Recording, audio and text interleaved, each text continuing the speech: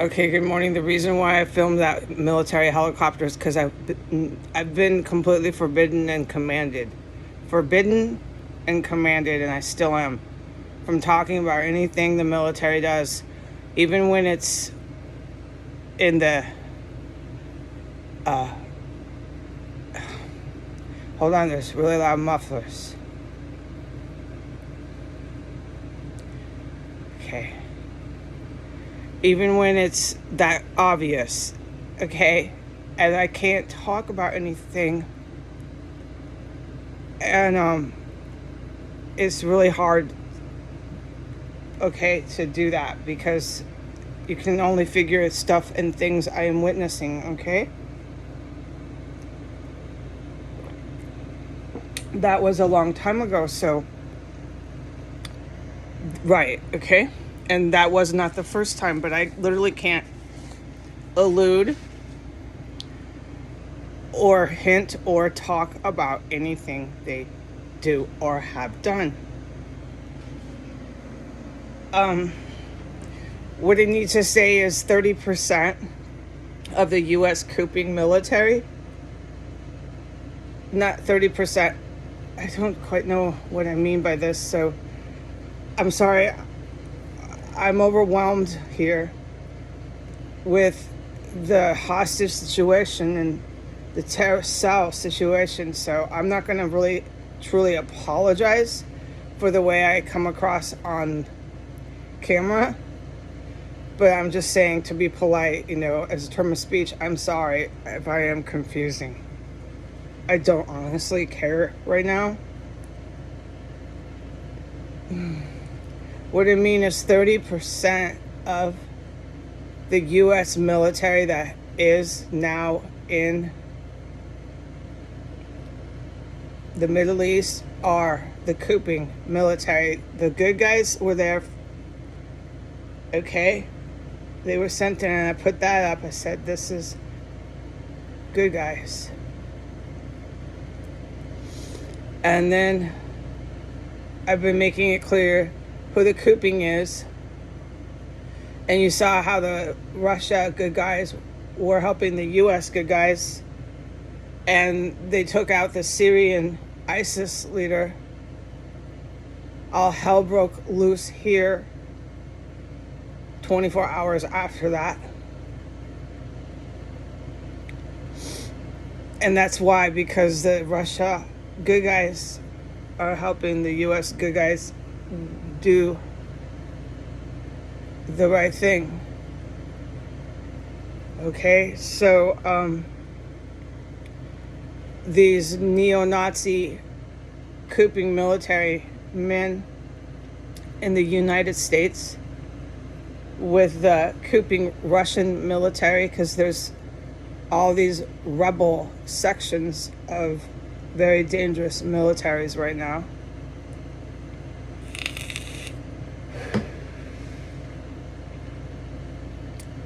The cooping U.S. military, with the help of the cooping Russian military, sent in more evil U.S. armed forces, the very exact same men and women who have been coming into this terrorist cell, okay, and who protect this terrorist cell to this very date on the calendar and time. They protect this violent, cannibal terrorist cell. Is directly linked to the cooping U.S. military and Russian military. Iran set it up. That's why Revolutionary Guard is here. But I've made that clear to the best of my knowledge. Who is here? It's Iran, the United States, and Russia. This is their terrorist cell. So the bad guys sent in more bad guys to try to fight the good guys in the Middle East. All right? And this bad guys are defending, they're protecting Iran. And they're protecting ISIS in Syria. Just like when I was saying those are the good guys, when I was talking about the Russian fighter jets in Syria, that what's getting these fake headlines, okay? Because remember how I said they took over the news stations and radio stations in the United States? They have. The Nazis have taken over the news and radio stations. So, exactly, okay? So they're going to write they're going to write this stuff, okay? So that's what they wrote, and I made it clear. So the bad guys sent in more bad guys to protect Iran. And that is why right now we have Iran Revolutionary Guard all over our street. All right? And I want the good guys to know that I'm aware of it. And that is all I'm allowed to say about this terror cell at all. Is that I'm aware that the Revolutionary Guard is here. And that they had Iran and Russia ordered the U.S. cooping military to send in relief to Iran and to the bad guys in the U.S. cooping military stationed in the Middle East. So a lot of what you're reading is a war is about to break out over there with the good guys and the bad guys, exactly like here. And that's all I'm allowed to talk about with the terror cell. It's critical I put this into clarity for people, because part of the control that the evil military had, this is the U.S. cooping military, Russian and Iranian, to attack the United States, was that nobody would know who did it, where it came from, why they did it, so on and so forth. I can't remember everything because I black everything out now.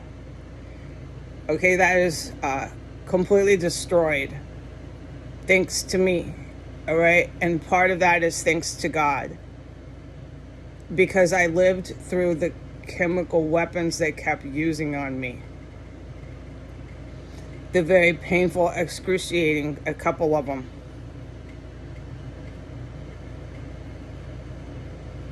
Chemical weapons.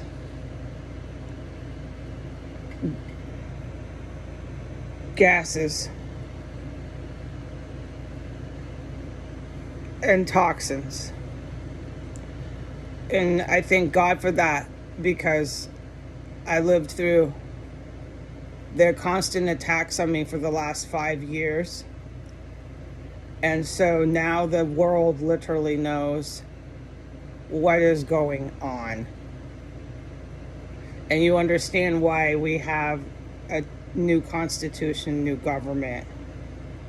You understand why these horrors that you've witnessed in life are actually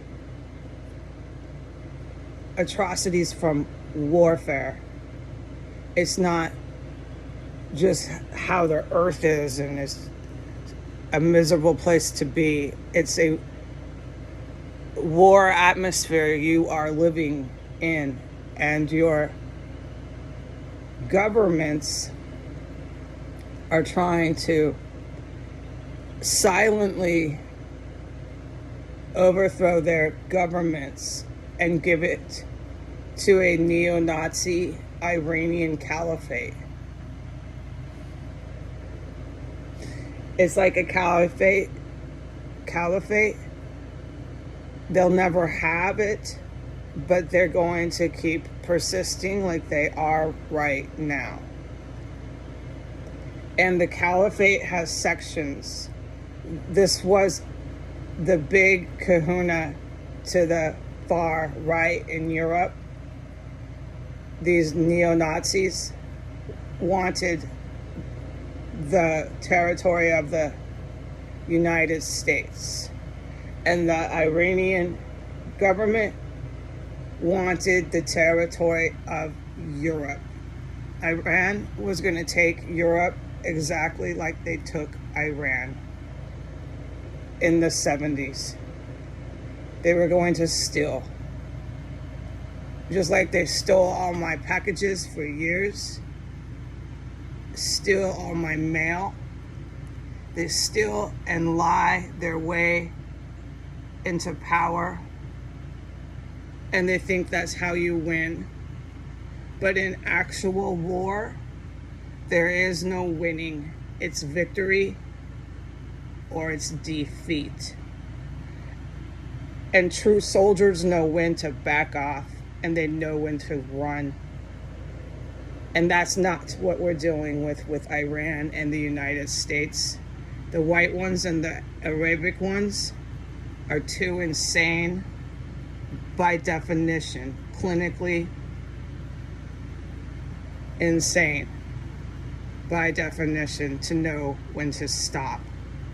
That is why I said they have to be removed off the earth. There's no reasoning or seeking justice. They're not going to stop anything, not even this terror cell. As disgusting and horrific as it is, they don't have the capacity in their minds to know when to stop. Okay, they're going to annihilate themselves and all of their countries.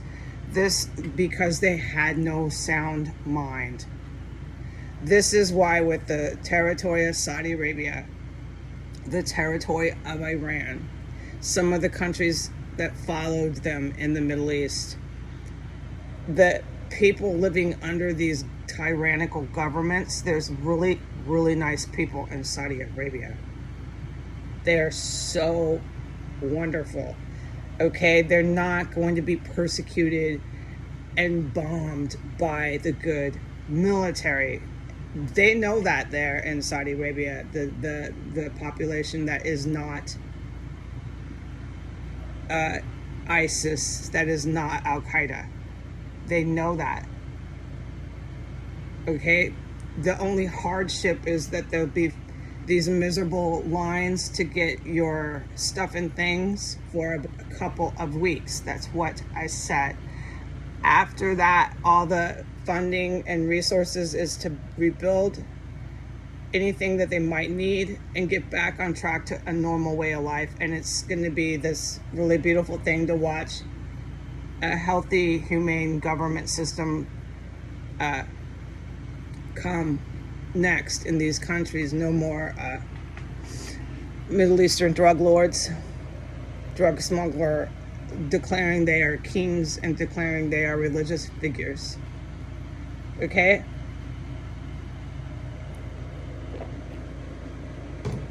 Same for here. Same for the white ones here. Okay, that's the Arab ones we're talking about. Same for the white ones here.